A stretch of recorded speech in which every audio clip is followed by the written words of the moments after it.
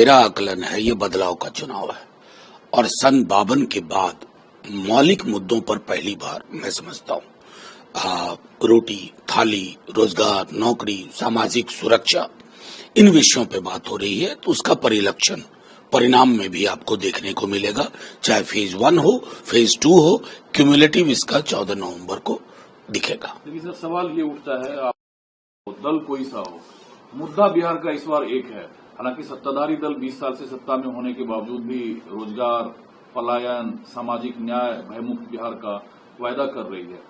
तकरीबन वही प्रॉमिस विपक्ष में रहते तेजस्वी यादव का है। जनता के लिए फर्क करना मुश्किल होगा। कोई मुश्किल नहीं है।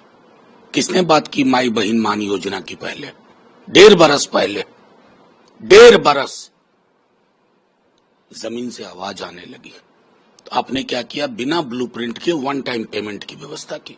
उसको भी कह दिया कल तेजस्वी जी ने कि हमें भी फीडबैक है वुमेन ग्रुप्स का, हम 30,000 मकर संक्रांति के दिन देंगे। ये बातचीत शुरू कैसे हुई? 2020 में नौकरी की बात पहली बार किसने की? ये तो 20 बरस से। महिलाओं की सुध पहले क्यों नहीं ली? नौकरी की बात पहले क्यों नहीं की? क्यों तेजस्वी को ही आगे आना पड़ा इसको चुनावी विमर्श में लाने के लिए?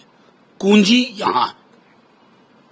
बट ये जो वायदे हैं या तेजस्वी यादव, ये सवाल मैं इसलिए पूछ रहा हूं, जो कटिहार प्रधानमंत्री जाते हैं तो वो तकरीबन इसमें डिफरेंसेस करने की कोशिश करते हैं कि चुनाव के बाद तो ये अलग हो जाएंगे, एक दूसरे के वोट पर कब्जा करने की कोशिश शुरू होगी, मतलब वोटरों में बिखराव की कोशिश। नहीं, कटिहार में कट्टा नहीं बोला ना, कम से कम।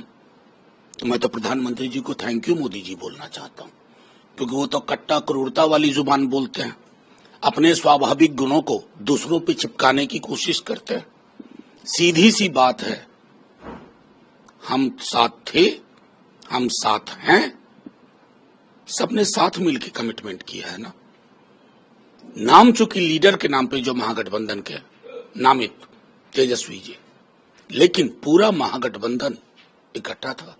प्रधानमंत्री जी, कम से कम आप देश के प्रधानमंत्री हैं, इतनी गरिमा तो रखिए।